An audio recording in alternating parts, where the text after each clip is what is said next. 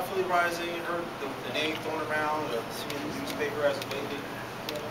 Yes or no? Yes, okay. Right.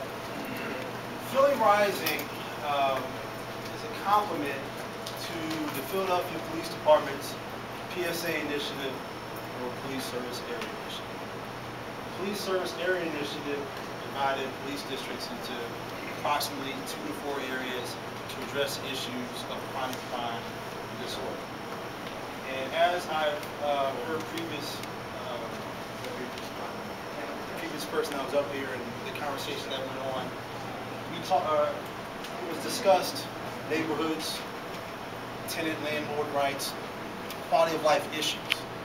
Okay, and with the PSA initiative, they addressed issues of crime and disorder. Now we can't go so far as to say our quality of life can improve or decline with the increase or decrease of crime and disorder. But that's not all that exists with quality of life. And that's what we're talking about tonight. We're talking about quality of life issues. Crime is going to be there. Because what we observe with PhillyRising, neighborhoods that have high crime and high community involvement still have high crime. Neighborhoods that have low community involvement, low crime, or vulnerable or extremely at risk to increased crime. And the neighborhoods that have low crime and low community involvement, they're vulnerable to crime. So that crime element is always going to be there. Okay, so policing by itself isn't enough. If people want to take their, people want their neighborhoods back, then it's the people that have to take their neighborhoods back themselves, and that's what PhillyRising is doing in communities.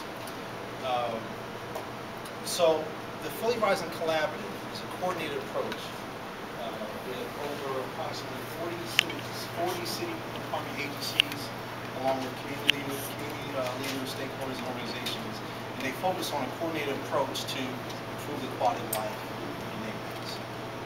So a little louder, please. I apologize. A little louder. I couldn't hear the last sentence. 40 Philadelphia Rising Police Collaborative of 40 city department agencies. Yeah, because we can't hear you back here. Sorry. Thanks. You can hear you in the back. Okay. All right, so with that being said, we're here tonight to get feedback from you as a community on some of the issues that exist in your neighborhood that pertain to quality of life. I've already heard about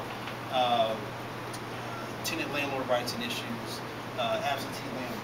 What are some of the other challenges that this community faces in quality of life? Last week, for example, when we met with the Northeast Civic stakeholders meeting, we talked about the increase in, for instance, the youth, perhaps. You know, a lot of their options for extracurricular activities are starting to decrease now that the fact that the YMCA is closed, and also some of the Cheers programs integrated in this Saturday. So that might be a problem for some of the teams who have been involved in extracurricular activities. So what are some of the other challenges that the Frankford area might face to quality of life? Too many halfway houses, too many guns. A lot of drugs. A lot of drugs. Then I playground, they set up for a basketball court for everybody to play. My son's windshield was blown out twice with a gun. A lot of drugs. I noticed the drugs. I noticed a lot of drugs in the community. I talked to Sandra Krause from the 15th. She's going back and forth. She came. Sandra Krause, community liaison for the 15th. I came and talked to her 5 minutes on the phone. Tried to talk to her the other day. She can't even talk on the phone. She's on the move all the time. She's a very good friend of mine. And she said, Miss Nelson, Belinda, well, she called me Belinda now.